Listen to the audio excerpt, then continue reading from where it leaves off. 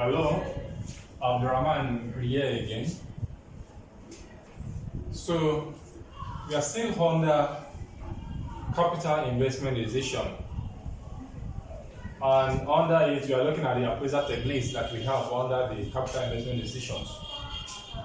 So today we are still under the discounted cash flow method, and under it we have the modified internal rate of return.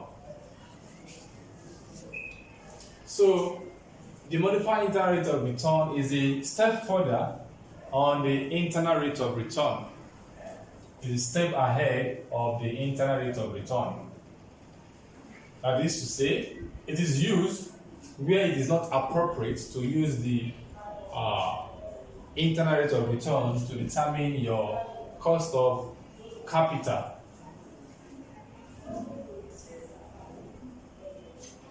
So in that wise, therefore, so the MIRR is applied where it is not appropriate to use the internal rate of return method as a decision-making process. So the question now is, what is the situation whereby it will not be appropriate to use the internal rate of return to appraise our projects? It is a situation whereby we have unconventional cash flow, in which we spoke about under the internal rate of return. So unconventional cash flows are the cash flows in which you still have outflow after the initial outlay in year zero.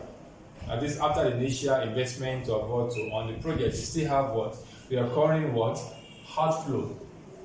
In that wise, therefore, we are going to use the modified internal rate of return, which is the MIRR. So the MIRR allows the decision maker to specify a different reinvestment rate.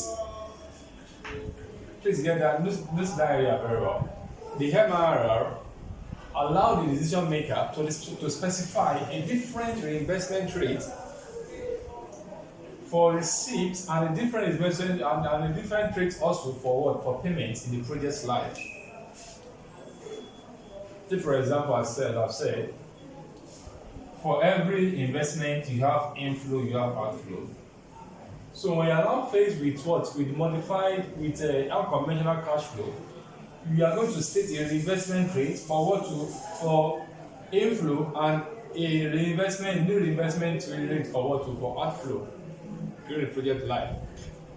So all the outflow that occurs, you add them together, and all the inflow that occurs in the project life, you add them together, using after you have applied the investment in which you have specified. So having said this, let's now look at the solution steps that I need to follow in solving questions in this type of situation.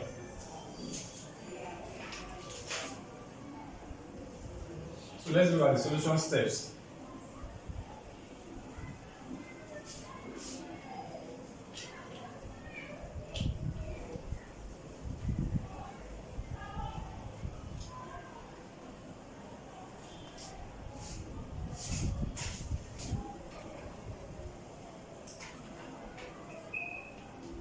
So the solution steps.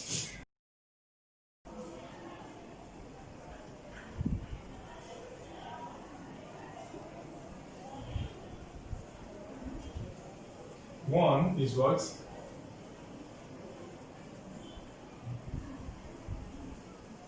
Calculate the terminal value.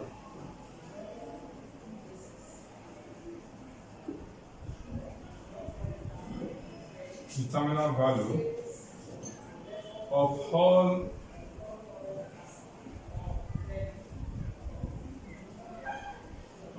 the cash outflow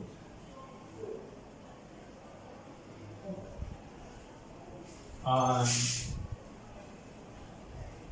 cash inflow using the reinvestment rate.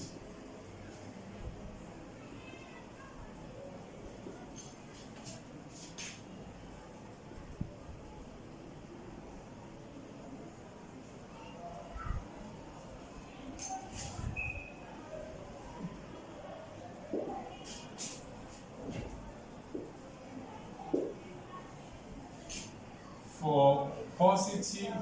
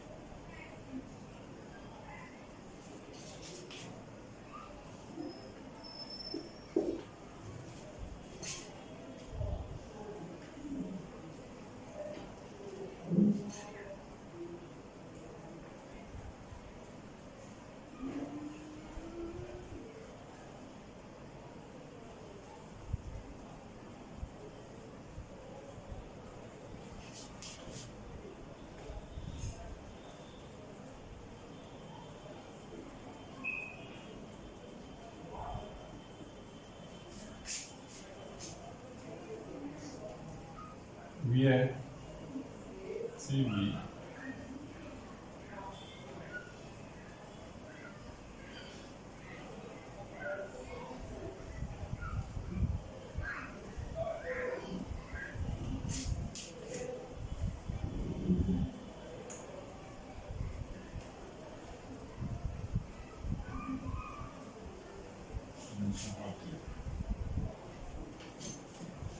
Okay, so these are the solution steps in which you must follow when you are using the modified internal rate of return. So number one step is what? Calculate the terminal value of all the cash outflow and cash inflow using the reinvestment rate given in the question. But this will say in the question they are going to give you a reinvestment rate where you are having unconventional cash flow. So they will give you the reinvestment rate for what? For the outflow, and investment rate for what? For the inflow. They will give you the question, they specify in the question.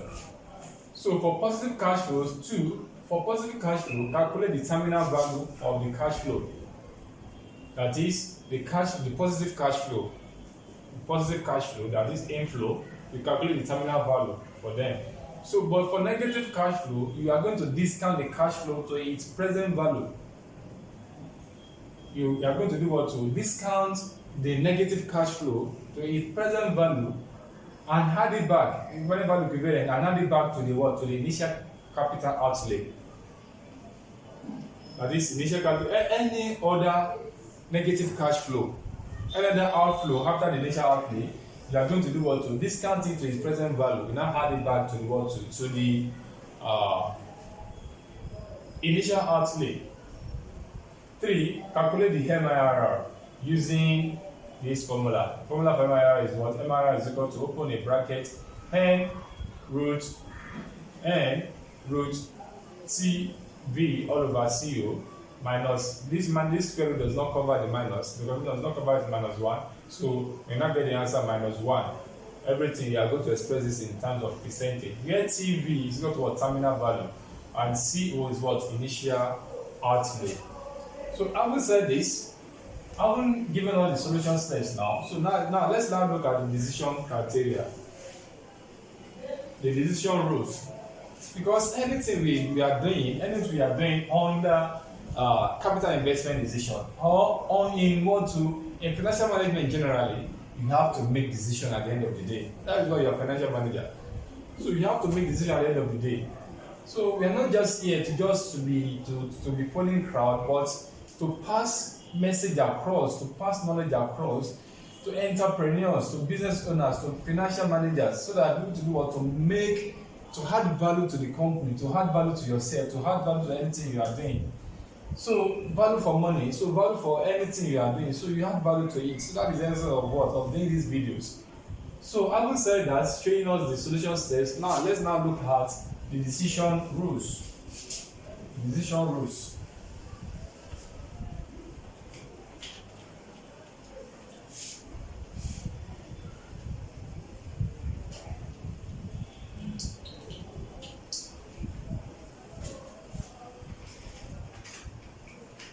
So decision rules.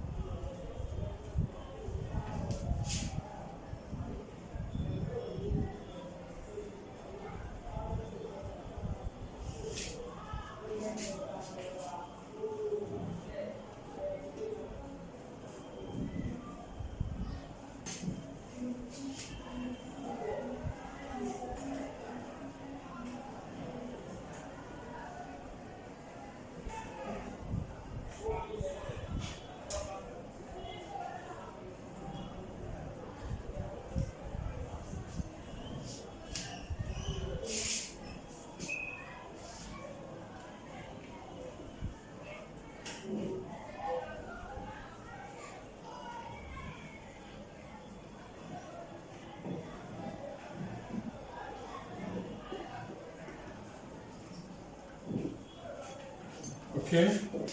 Now, this is the decision rule under MIRR. As I've said, anything you are doing in financial management, you have to do what? You have to make a decision whether to accept or to reject. Okay, so if the MIRR is greater than the company cost of capital, definitely you should do what? You should accept the project. That it now means that what the project will give more than required. If the MIRR is less than the company's cost of capital, definitely you have to do what? Reject the project, because the project will give or yield less than required the required rate of return. So, but if MIR is equal to the company's cost of capital, it means the project will yield as required, and you are indifferent on whether to accept or reject, depending on other qualitative factors. So therefore, at this point, the MIR is equal to what? Is equal to the company cost of capital. It means you are going to have what? As required, just no, you are going to have the exact return which you are expecting from that investment. So from there, you are now indifferent about whether you should reject or accept the project. So you now base your judgment on other qualitative factors. So at this point, we come to the end of today's class on modified internal rate of return. So in subsequent video, I shall be treating the concluding part of the discounted cash flow method, which is the profitability index and or benefit cost ratio. And after that, we're going to do a practicalize what we have talked about on what relating to internal rate of return. We're going to talk about the modified internal rate of return. We're going to compute the net terminal value. So by that, you come to the end of appraisal techniques. So expect my videos on this subtopic I've just mentioned. Please, if you have not subscribed to this YouTube channel, kindly click on the subscribe button and give me what you like. The thumb up button. Click on the thumb up button. Share the video to those who you know that will need these videos, the knowledge in which you are impacting here. So, financial managers, entrepreneurs, students preparing for examinations. So, we are going to need all this information they are giving to us. So, by that, therefore, you too affect the life, touch life. So, share the video, invite your friend to join to subscribe to this YouTube channel so in order to do what to receive updates. And you have not clicked on the notification button, notification bell, kindly click on the notification bell so that any subsequent video I release, I uploaded, so I posted, you are going to do what? Receive alert on it, and you are going to do what? Keep abreast of everything that I am doing on this YouTube channel. On this note, I say remain blessed and thank you for watching.